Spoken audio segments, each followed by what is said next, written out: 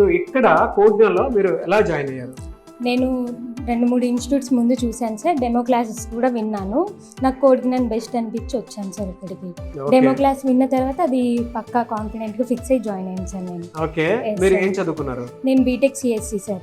BTech CSC ఎక్కడ చదువుకున్నారు? Eluru CR Reddy sir. ఓహో, ఏలూరు నుంచి ఇక్కడికి వచ్చారు. Yes sir. మీకు విజయవాడ దగ్గరే కదా, మీరు ఎక్కడ జాయిన్ అవ్వచ్చు కదా. ఇక్కడ డ్రైవ్స్ ఉంటాయి కదా సార్, అవి ఆన్లైన్లో అంటే వాకిన్స్ అటెండ్ అవ్వచ్చు అని, ఆఫ్లైన్గా అటెండ్ అవ్వచ్చు అని ఇక్కడ జాయిన్ అయ్యాను సార్ నేను. ఓకే, అక్కడ కూడా డ్రైవ్స్ అవుతాయి కదా?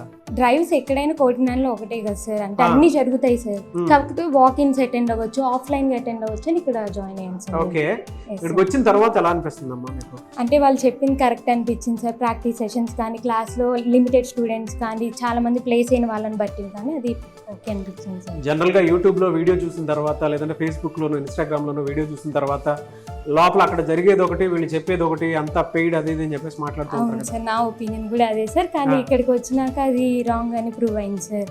అంటే వీళ్ళు చూపించే ప్లేస్మెంట్స్ కానీ, ప్రాక్టీస్ సెషన్స్ కానీ, అంటే ఫ్రెండ్లీ టీచర్స్ కానీ చెప్పడం కానీ, సపోర్టివ్ నేచర్ కానీ అది రాంగ్ అని ప్రూవ్ చేసింది సార్. అంటే ఒకసారి అంటే డెమో కానీ, సుబ్బు సార్ చెప్పే క్లాస్ అవి విని కానీ ఇది ఓకే అనిపించింది సార్ నాకు. ఇంకా అందుకని ఇక్కడ జాయిన్ అయ్యాను సార్ నేను. ఓకే.